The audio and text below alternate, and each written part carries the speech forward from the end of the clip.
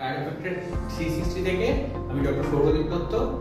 আজকে আমার সামনে আমার একজন পেশেন্ট এসেছেন, ওনার নাম, আপনার নাম? অনিতা বর্ষা। আচ্ছা, আমি এসেছিলাম ধরেন সোলানে, তো হাত একদমই উঠতো না। এখন তো হাতটা ভালো উঠছে, ধরতে পারছি। আচ্ছা, আর তার সঙ্গে আপনার কি আর কি সমস্যা ছিল? স্পন্ডিলাইটিস ছিল, সবসময় মাথা ঘুরতো, তারপর চলতে ফিরতেও কষ্ট হতো। আচ্ছা, এখন সেটা মাথা ঘোরাটা এখন অনেকটাই কম লাগছে আপনার? ঘোরাটা নেই বললেই হয়। আচ্ছা, আর হাতটাও অনেকটাই উঠছে, হাতের ব্যথাও ছিল, জয়েন্টে জয়েন্টে পেন ছিল, এগুলো নেই। সো আমরা এখন ওনার কিছুটা ট্রিটমেন্ট করব। ট্রিটমেন্ট করার পর দেখা যাক কতটা ইমপ্রুভমেন্ট হলো। ওকে,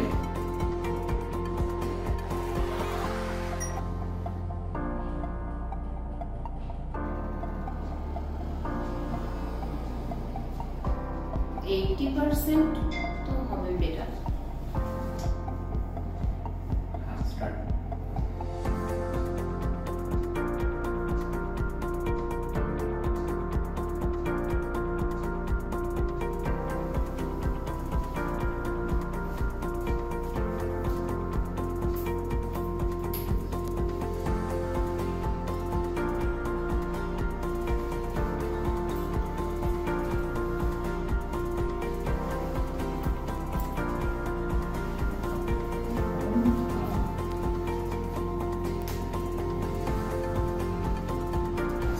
নিঃশ্বাস নিন, উপরে ছাড়ুন, ছাড়ুন।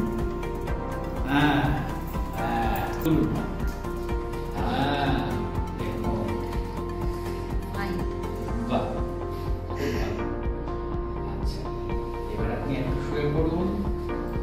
জন্য হাত স্টিফনেস হচ্ছে এবং টাইটনেস হচ্ছে।